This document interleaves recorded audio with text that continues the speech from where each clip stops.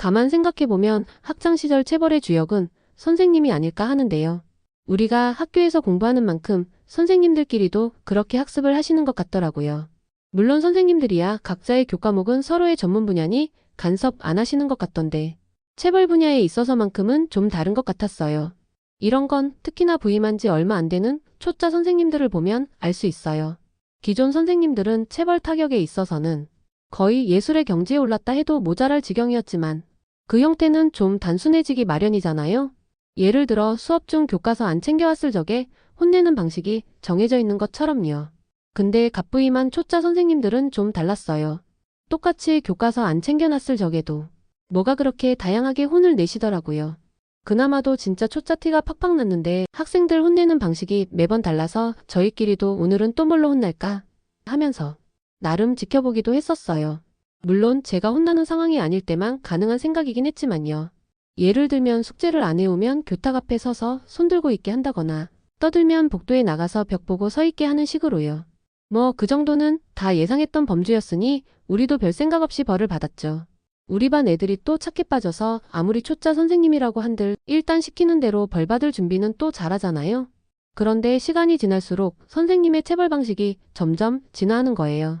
옆반 선생님들이나 다른 선배 선생님들한테 뭔가 노하우를 전수받으셨는지 아니면 혼자서 밤새 체벌의 역사를 탐구하신 건지 매일매일 새로운 체벌이 등장하는 거예요. 똑같은 잘못을 해도 걸릴 때마다 기합이나 체벌의 종류 그리고 횟수가 수시로 바뀌었어요. 예를 들어 어제는 숙제 안 해온 죄로 의자 넣어놓고 책상 앞에 서서 손들었다면 오늘은 같은 이유로 교실 앞으로 불러내서 앉았다 일어났다를 시키는 식이었죠. 어떨 때는 갑자기 책상 위에 올라가서 무릎 꿇으라고 하셨어요. 그것도 모자라서 회초리로 허벅지를 탁탁 치면서 옷을 위로 걷어 올리게 하신 적도 있었어요. 이럴 때에도 저희는 오늘은 또 이 방식이구나 하면서 속으로 혼란스러울지언정 일단 순종적으로 벌을 받았어요. 우리가 선생님이 내리는 벌을 고르거나 할 수는 없는 거니까요. 제가 이 장면이 특히 기억에 남는 건 이때 끌려올라가 순순히 옷을 위로 걷어 올렸던 애가 억울해 한 부분 때문이에요. 걔가 그러던데 자기는 선생님 회초리에 아픈 거나 창피함보다는 책상 위에 올라가는 과정에서 위치를 잘못 잡아 책상 끄트머리 부분에 발목이 눌려서 거기가 더 아팠다고 하더라고요.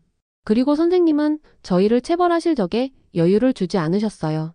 선생님이 아직 체벌에 대한 갈피를 잡지 못하신 거지 그게 장난스럽다거나 하지는 않았으니까요. 벌을 받을 때 자세가 조금이라도 흐트러지면 바로 불호령이 떨어졌고 누군가 혼날 적에 다른 애들이 조금이라도 낄낄거리거나 딴짓을 하는 기미만 보였다 쳐도 불똥이 튀어서 단체 기합으로 이어지기 일쑤였죠. 정말이지 숨 쉴 틈도 주지 않는다고 해야 할까요? 그만큼 체벌 시간만큼은 우리한테 전혀 빈틈을 안 보이셨어요. 하루는 또 이런 일도 있었어요. 점심시간에 급식줄에서 새치기 하다가 선생님한테 딱 걸린 거예요. 평소 같으면 그냥 주의해주고 끝낼 만한 사소한 잘못인데 그날따라 선생님의 눈빛이 예사롭지 않더라고요. 저희를 급식실 구석으로 데려가서는 갑자기 벽 보고 서서 한쪽 발을 들고 있으라셨어요. 처음엔 쉬워 보였는데 시간이 지날수록 다리가 후들거리고 중심 잡기가 힘들더라고요. 몇 분이 지나고 나니 다리가 후들거려서 거의 벌벌 떨다시피 했어요. 그때 선생님이 오셔서 저희한테 하시는 말씀이 새치기에서 남한테 피해주는 것보다 지금 다리 아픈 게 낫지? 하시더라고요. 정말이지 간단해 보이는 기합이었지만 생각보다 힘들었어요. 그나마도 손가락 꼼지락대면서 벽을 짚어가며 버텼는데도 그랬어요. 그 후로 저희는 당분간 급식줄에서 새치기할 엄두도 못 냈죠. 또 다른 날은 수업 시간에 짝지랑 쪽지를 주고받다가 걸렸는데 이번도 또 신기반기한 기합을 주시더라고요. 선생님이 저희한테 갑자기 종이 쪽지를 입에 물고 교실 앞뒤로 우리 걸음으로 10바퀴를 돌라고 하시는 거예요. 입에 물고 있는 쪽지가 떨어지면 처음부터 다시 시작이고요. 쪽지를 입에 물고 우리 걸음 하려니 자세도 어정쩡하고 반 친구들이 너무 저희만 빤히 쳐다보는데 너무 창피하더라고요. 한 바퀴 두 바퀴 돌다 보니 다리도 아프고 입도 마르고 쪽지가 자꾸 떨어져서 다시 시작하고 거기에 속도 조절 못해서 짝지랑 부딪히기라도 하면 어김없이 처음부터 다시 하는 말이 떨어졌어요. 그뿐만이 아니에요. 어떤 날은 청소를 대충 했다고 걸렸는데 갑자기 선생님이 저희더러 교실 바닥을 혀로 핥을 수 있겠냐고 하시는 거예요. 물론 진짜 핥으라는 건 아니었겠지만 그만큼 청소를 대충 한 것에 대한 경고였죠.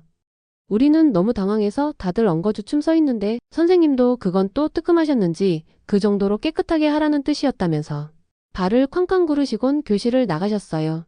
물론 우리는 교실을 다시 쓸고 닦은 다음 자주 사용하지 않아 굳어있는 왁스통까지 꺼내들어야 했고요.